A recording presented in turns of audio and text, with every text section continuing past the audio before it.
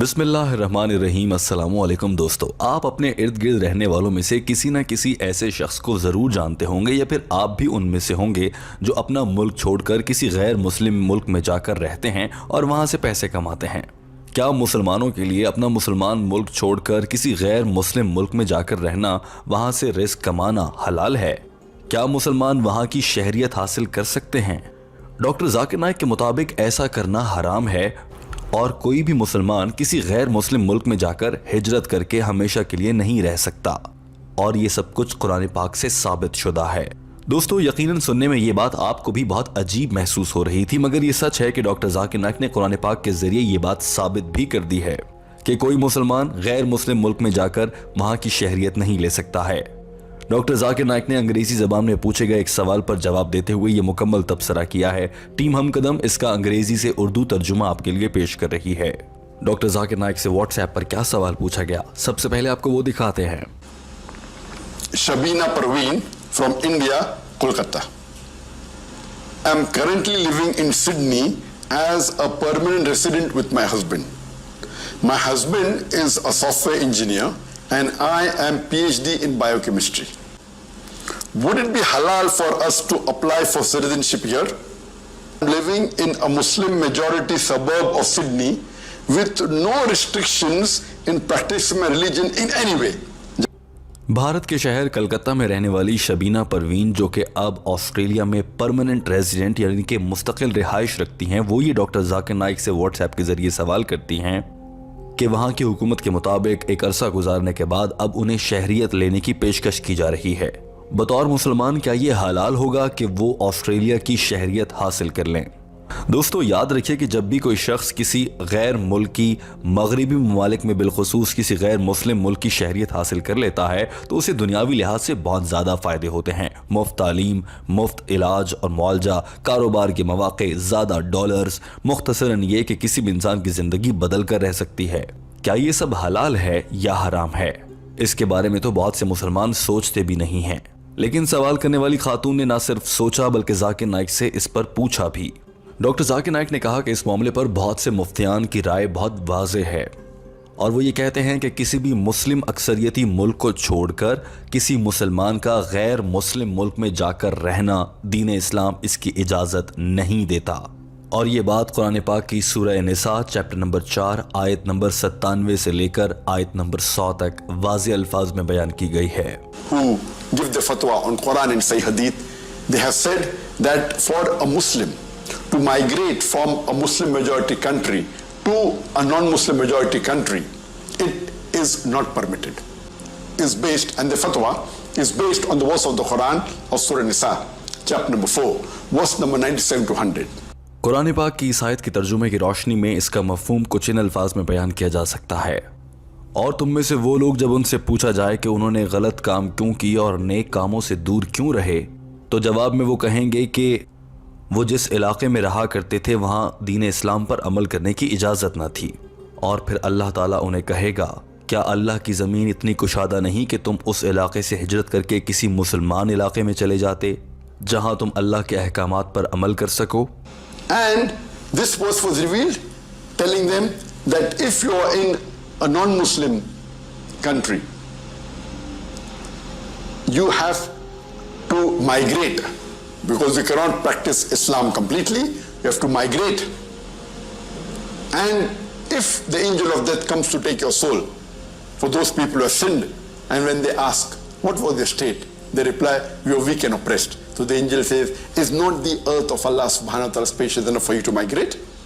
So such people, for them, hell is the abode. This is doctor Zakir Naik ने कहा कि इससे वाज़ेह हो जाता है कि कोई भी मुसलमान हिजरत करके दूसरे गैर मुस्लिम मुल्क में मुकम्मल तौर पर हमेशा के लिए क़याम पजीर नहीं हो सकता। सिर्फ कुछ सूरत हाल हैं जिनमें मजबूरी के तहत इजाज़त दी गई है। उनमें से मिसाल के तौर पर अगर आप फुल टाइम दाई बन जाते हैं यानी कि मुकम्मल तौर पर तबलीग से वाबस्ता हो जाते हैं तो आप जा सकते हैं। इस पर भी बहुत से मुफ्तियान एतराज़ करते हैं। लेकिन सवाल ये पैदा होता है कि वो मुसलमान लोग जिनकी अगली नस्लें पैदा ही गैर मुस्लिम ममालिक में हो गई हैं वो क्या करें? डॉक्टर जाकिर नाइक बताते हैं कि उनके लिए भी दीन इस्लाम की रोशनी में बेहतर होगा कि वो लोग अपना वो गैर मुस्लिम मुल्क छोड़ दें। अगर वसाइल हैं तो हिजरत करके किसी मुसलमान मुल्क में आकर रिहाइश इख्तियार कर लें। और And then the scholars say that if you are born in a non-Muslim country, the mustahab, the preferred thing is you migrate to a Muslim country.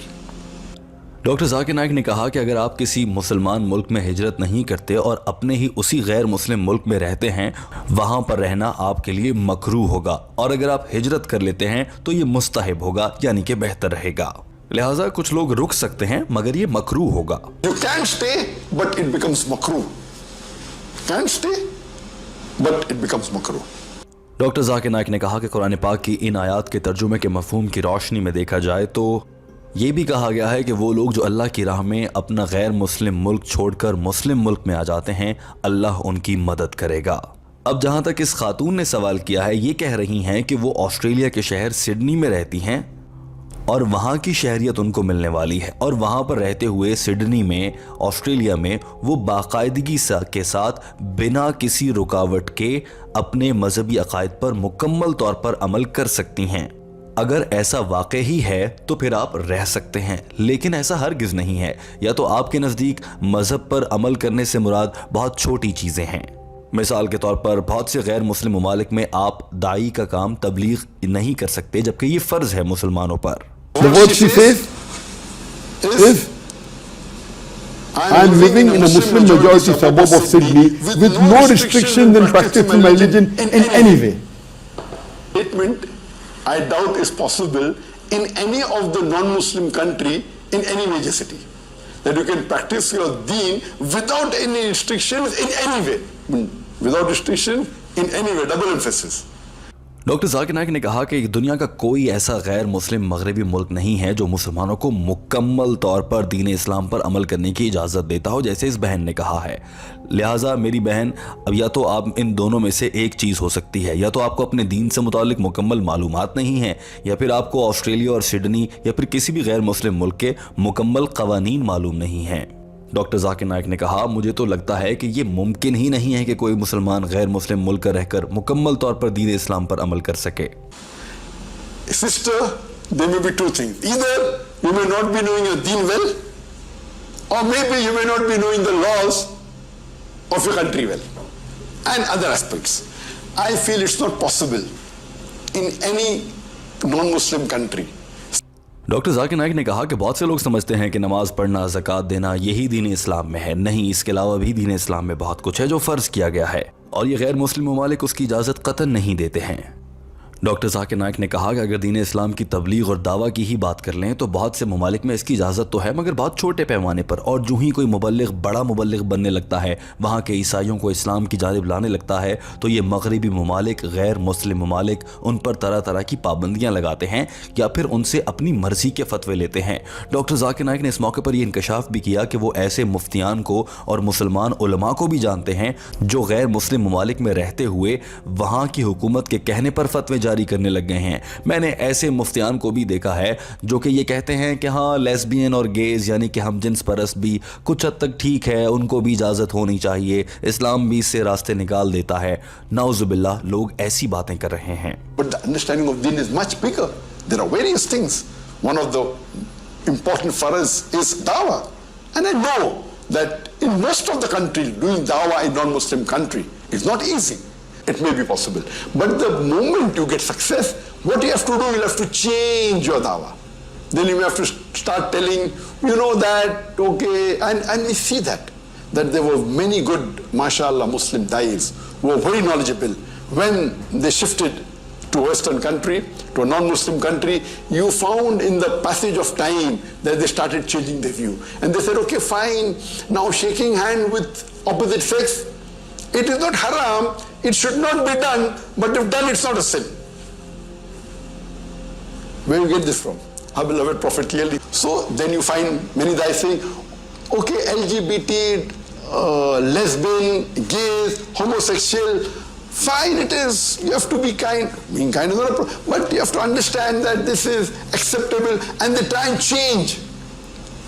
Maybe 10-15 years back, they said doctor Zakir Naik نے اپنی بات کو سمیٹتے ہوئے کہا کہ قرآن پاک کی اس آیت کی روشنی میں کوئی بھی مسلمان غیر مسلم ملک کی شہریت حاصل نہیں کر سکتا، کیونکہ وہاں پر رہ کر وہ دین اسلام پر مکمل طور پر عمل کسی صورت نہیں کر سکے گا۔